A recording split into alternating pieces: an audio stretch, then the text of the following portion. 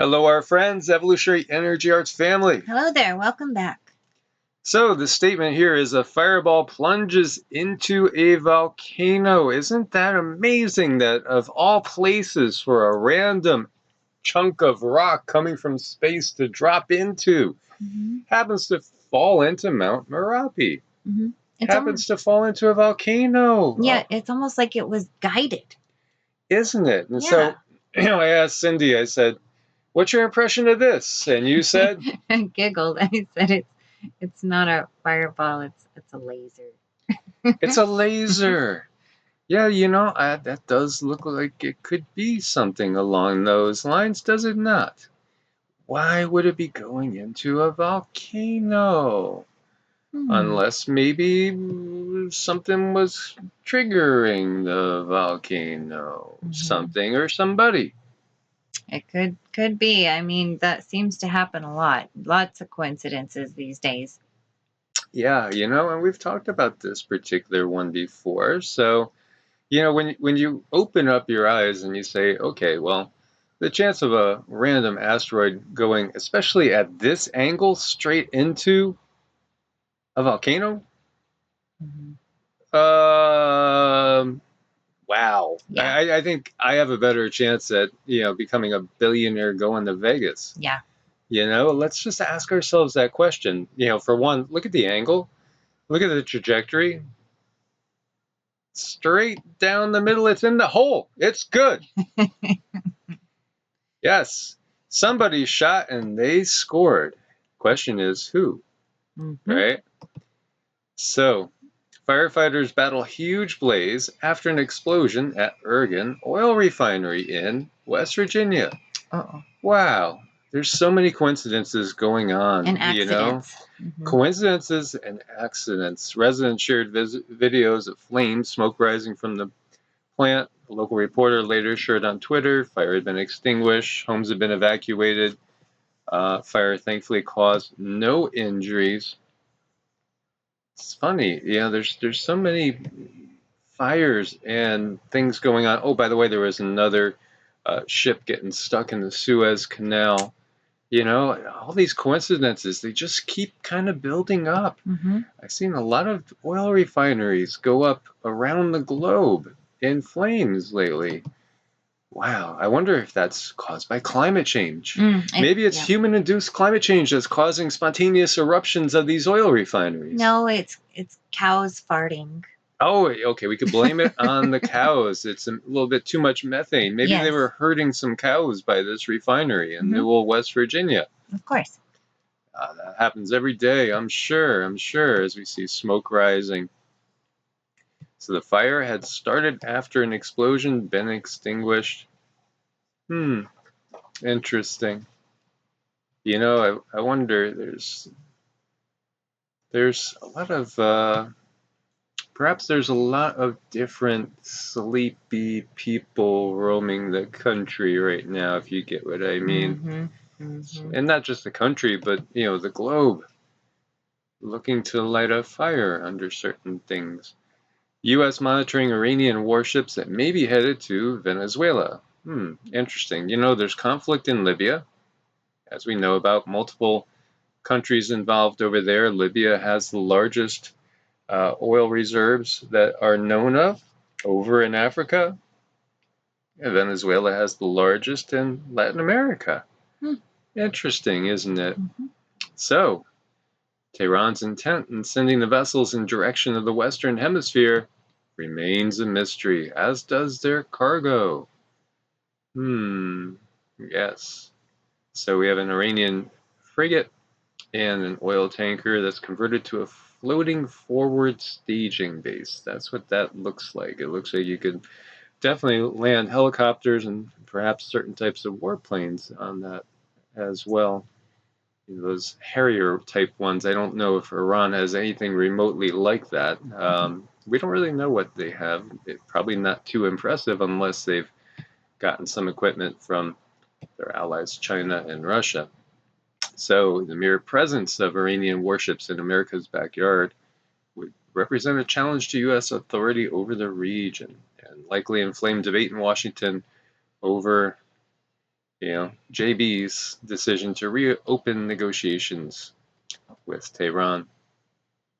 So interesting stuff we see going on all around the globe. By the way, exports of Russian crude to U.S. soared to 12-year high despite ongoing political tensions. It was just a little while ago that the U.S. became the #1 petroleum producer around the world, and that imports had been dropping. So I had to reread this at first, and yeah.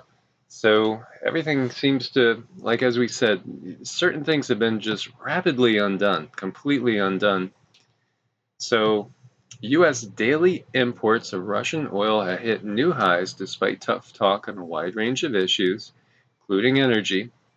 In March, the nation produced Russian crude and oil products in volumes not seen since 2009. Back to the future we go. Some things never change. Interesting. And of course we had that disaster with the pipeline that blocked off 45% of the oil flowing to the East Coast. And of course we see these fires everywhere. It's just an amazing collection of coincidences that we have going on here. It's wow. It's just totally wow. So, yeah, according to the latest data released by U.S. Energy Information Administration, the U.S. daily imports of crude from Russia totaled nearly 23,000 million barrels, nearly doubling compared to the previous month. Wow, that's a doubling. We've seen a lot of doubling, mostly just billionaire bank accounts lately. Yeah. Yeah, it's interesting. Surge in exports made Russia the country's second biggest oil supplier after Canada, which shipped 139,869 million barrels per day to its neighbor. And then you have Mexico and Saudi Arabia coming in third and fourth. Now, we read over here, Russia remains one of the U.S.'s biggest strategic partners in the energy sector, despite long-standing tension between Moscow and Washington. The White House persistently criticizes the Russian-led Nord Stream 2 gas pipeline project, warning its European allies against becoming too dependent on Russian energy supplies. After years of successively introducing sanctions against investors and companies involved in the construction of the pipeline, Washington decided to backpedal. Earlier this month, President JB said, "It's too late to stop the project, which is aiming to link Russia and China. It's too late." The President admitted that further attacks would be counterproductive to relation with U.S. allies as the project nears completion. Okay. And it's definitely a critical shift in the war for oil. And this is from Zero Hedge getting into just slightly more depth, talking about Nord Stream 2. And, now everything seems to have, well, it's dangerous when you have a car going full speed and then all of a sudden you throw it into reverse. I had a friend that did that once. It was not a good thing. I bet not. That sounds horrible. Yeah, well, we had to go back and get the transmission that was down on the road a few miles back. Ouch. Yeah, he was in trouble. We were like 16, and yeah, he ruined his mom's car, by the way. Ouch. But it feels like that's what's going on here. It's an absolute, complete reversal in so many ways of what we had seen going on before. And here we see China urged to increase sea-based nuclear deterrent amid U.S. intensified strategic threat. Facing a serious strategic threat from the U.S., China was urged to increase the number of, yes, NUKEs, especially sea-based. By the way, again, China has the largest navy in the world now, and they're actually projected to overtake the U.S. in projected power, perhaps by 2030 or even 2028 now, according to some sources. And then, of course, if you put Russia with China, you have something that's very formidable. And then, of course, none of us know exactly the technology that is possessed. And I'm not going to say by these countries, because we might want to say, look at all the secret tech. I mean, we see all those TR-3B, those flying triangular ships that do not use regular propulsion. They're using anti-gravity, which, by the way, there's a lot of patents that have been declassified that show it is a reality. Mm-hmm. Because I don't really think the countries own these things. Again, this is really a corporate world. It's a corporate world. The countries, well, they're kind of there for a purpose in so many ways. Well, yeah, I don't even think that they're actually separate, really. I think somebody knows the plans up there somewhere, and those plans are already laid out. So people, they're not doing things individually, they're just playing their part. If we take a step back and we don't get caught up in things like being overly zealous or patriotic and thinking, our country is the best. Our way is the best. And this is what's basically sold to people around the globe to, again, keep them divided. As we keep referring to, Tower of Babel says it all. Tower of Babel says it all. That's the biggest cat slipping out of the bag in so many ways. In the plural, come, look. Look what humanity's doing. They're united together as one and not fighting amongst each other, understanding each other, getting along well. They're building a tower unto the heavens. They might become like one of us. And like one of us as far as the Garden of Eden, too, as we talked about. They've eaten of the tree of the knowledge of good and evil. They understand something. They're catching on. Can't have this. They can't eat the tree of life and become immortals like us. So interesting we see that second chromosome that's fused. Who fused it? Who fused it? That's an interesting question, is it not? It's all part of this bigger picture. Come, let us go down there. And again, that's not God the Father, God the Holy Spirit, and God the Son. That just doesn't make any sense, especially when you go into the ancient Sumerian tales and you recognize there's Enlil, there's Enki, there's Ningishita, there's so many different. We have Marduk, not a pleasant guy either. Mm-mm. We have all these different beings that are listed there. And then we have people that tend to make everything astrotheology. It's all relating to the stars in the heavens. And then others that say every deity, everyone from, Zeus to Lakshmi to White Buffalo Calf Woman, to Isis, and taking every single deity, quote unquote, heavenly being, lumping them all in as Anunnaki, and that's not correct either. There's differences here. There's a lot going on. Everything is a jumbled mess on purpose and for a reason. It keeps certain things going. It keeps us in this status quo of always fighting against each other. And, that's what we see going on across the globe. As we see a U.S. warship fails to intercept mid-range ballistic missile target, mid reports a Russian spy ship off of Hawaii.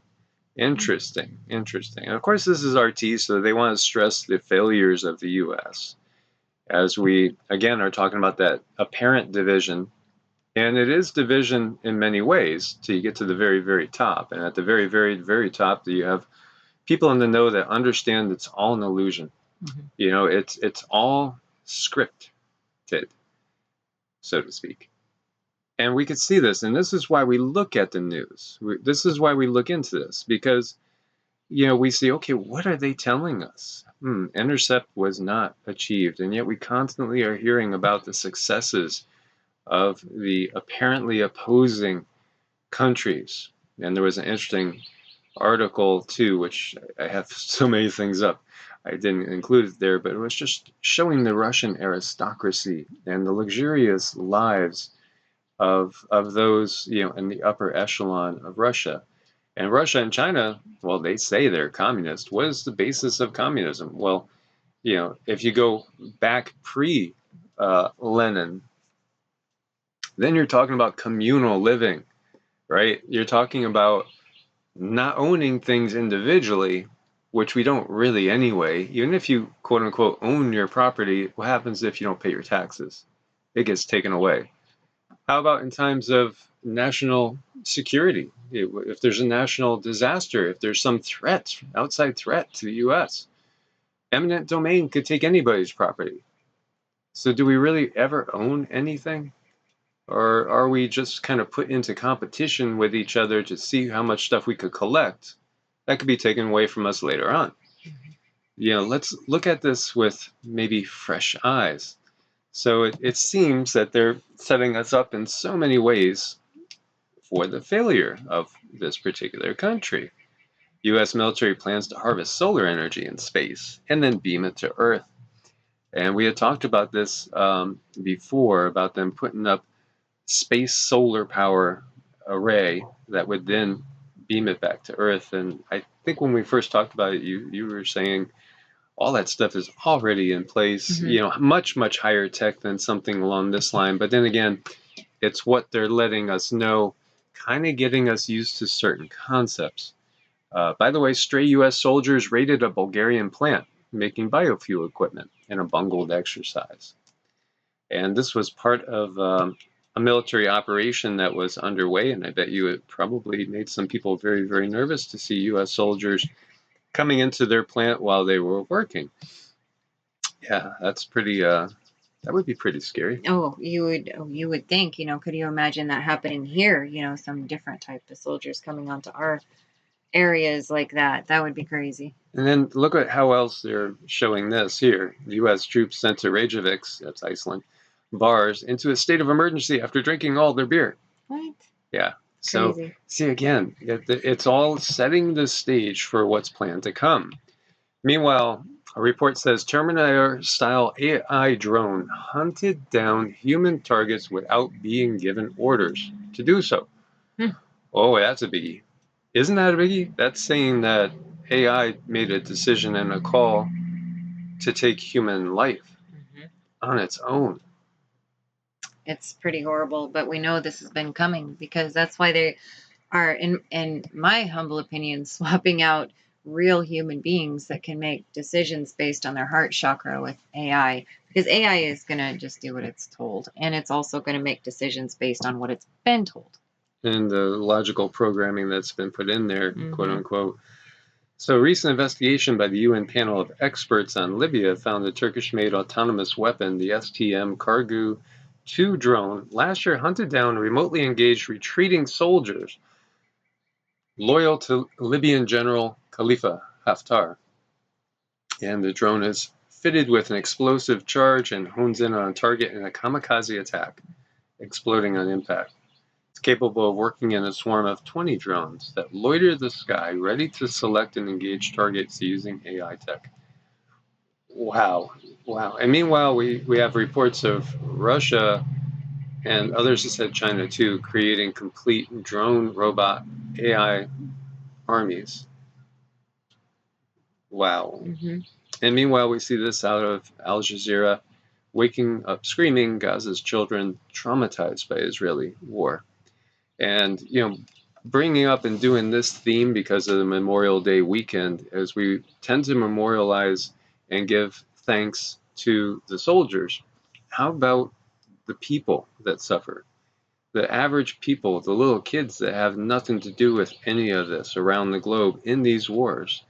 So, while we're here giving homage and thanks for what different soldiers have done, why don't we send a little love, protection, and healing energy for just the innocent civilians that are in these nonstop crises, whether they are in Libya, whether they're in Yemen, whether they're in Iraq, Afghanistan, Syria, anywhere. And so many countries that have military exercises, quote unquote, going on that we don't even really know about. 2017, the U.S. was militarily in over 90% of the countries across the entire globe. And how often do we hear about things happening in these small countries? We don't really. And this is sad. This just goes to show how things get forgotten.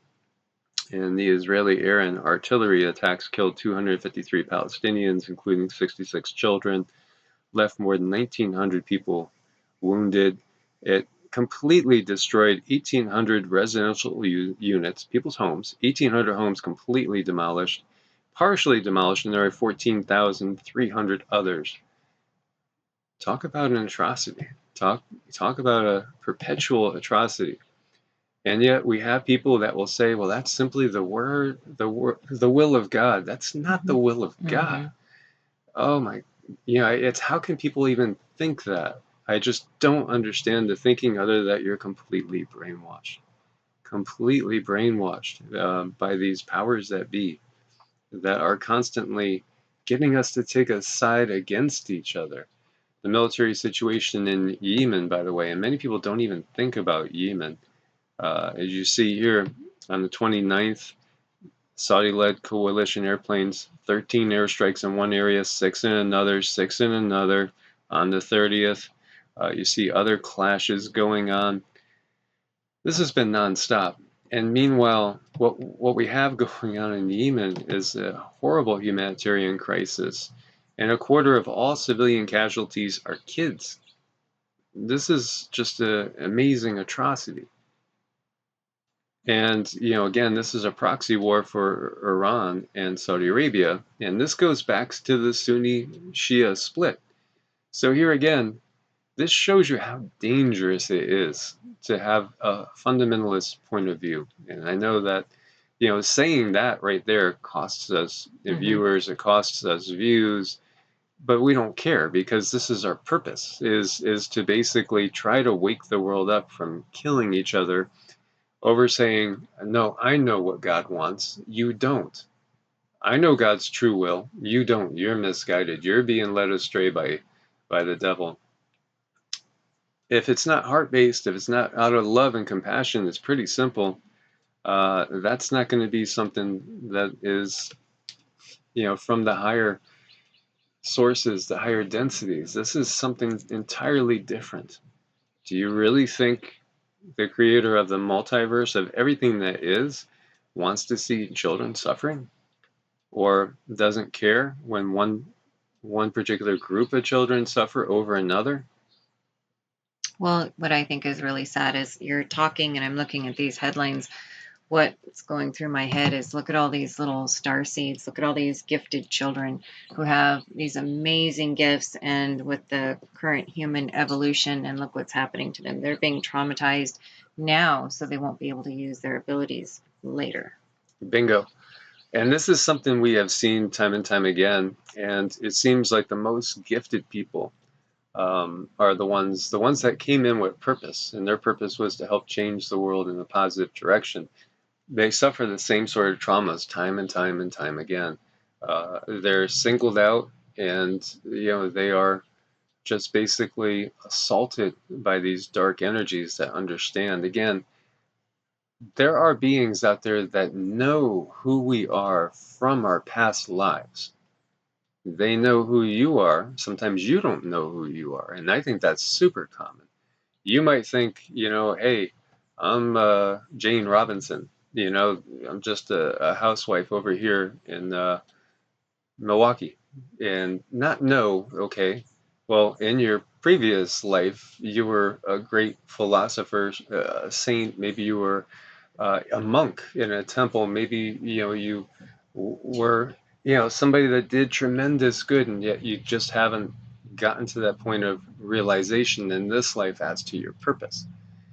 And that could very well be because you were traumatized at a young age so that you didn't walk down that path, the path that your soul wanted you to take. And instead it sent you off into a different route, a different role in this world that is deemed acceptable by the structure, the power structure of this world. And that happens time and time and time again, where people will feel too that, somehow things feel off. I just don't feel satisfied. I might have a McMansion, I might have a pool, I might have a yacht, but something feels, there's something missing.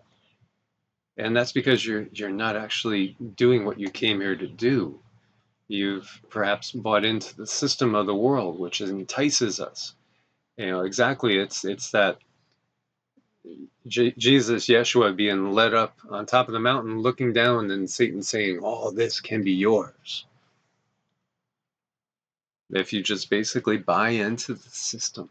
And so many people do buy into the system. And as I've shared, I have very dear friends that have made decisions recently that I would never make, and it truly saddens me to feel that they've decided in some cases that being able to enjoy everything of this density is primary to perhaps the spiritual pursuits and keeping yourself able to keep your vibrations high, so to speak.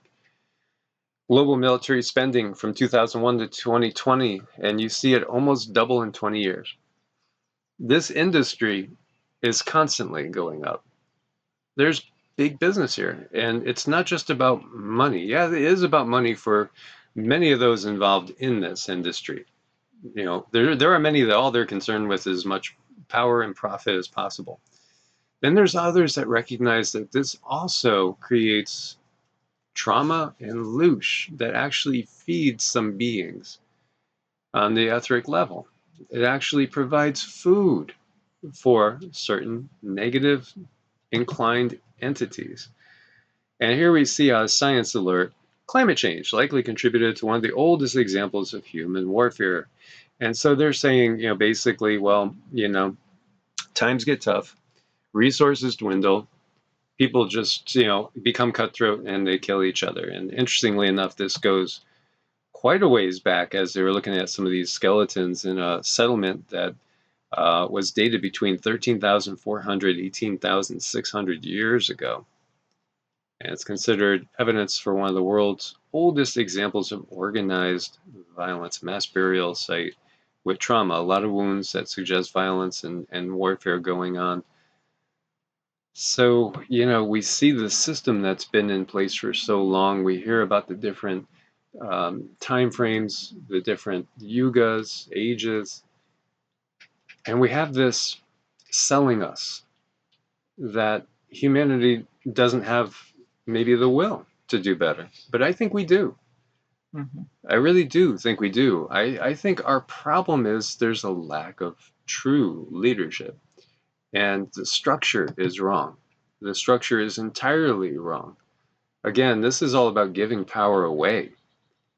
And so you see Matthew 26:51 through 53, and behold, one of those that was with Jesus, Yeshua, stretched out his hand and drew his sword and struck a servant of the high priest and smote off his ear. And Yeshua said to him, "Put up again thy sword into its place, for all they that take the sword shall perish by the sword." Basically, that's pretty easy description of karma. Mm-hmm. Mm-hmm. I mean, that's what that is. It's a karmic law.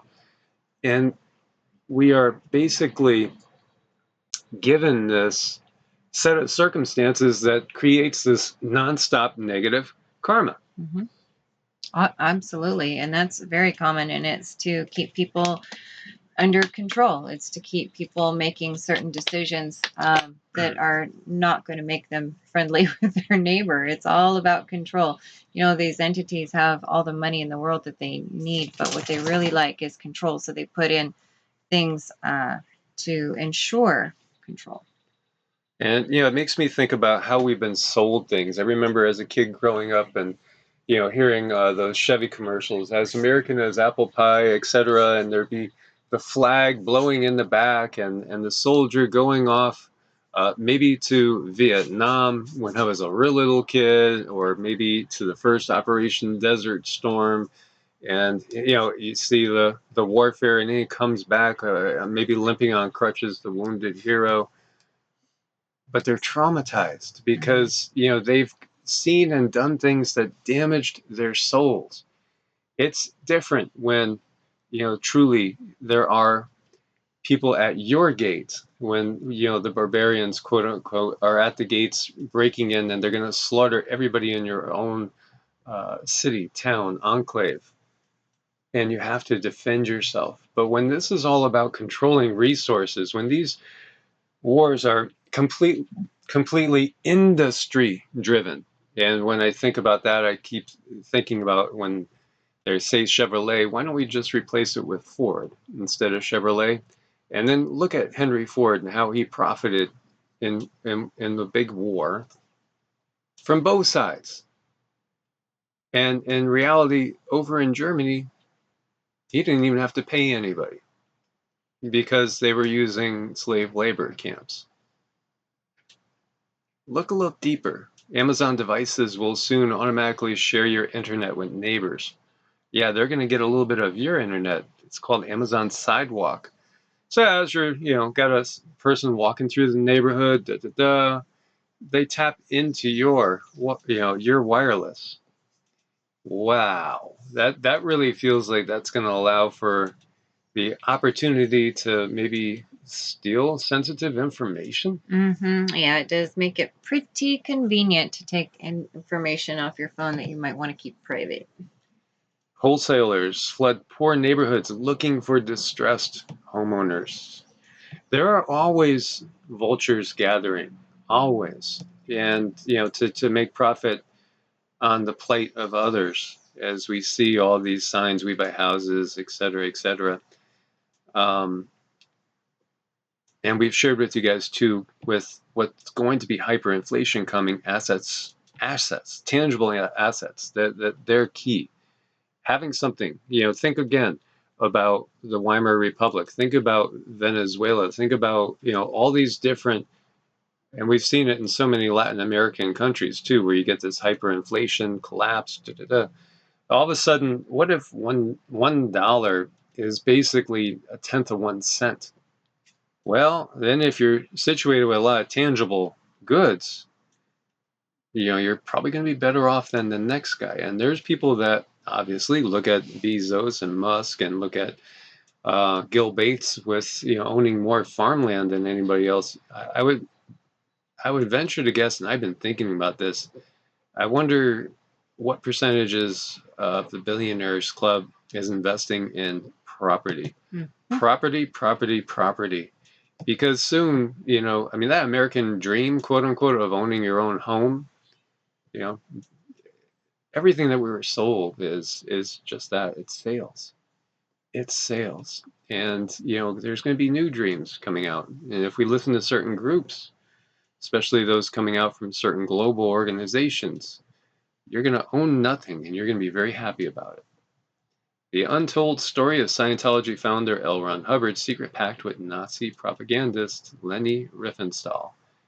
There's a lot of things that go on behind the scenes that we have no clue of. And we've talked about things like 33rd degree Masons, like Charles Darwin, like the founder of the Jehovah's Witnesses, Charles Taze Russell, and the founder of the Mormons.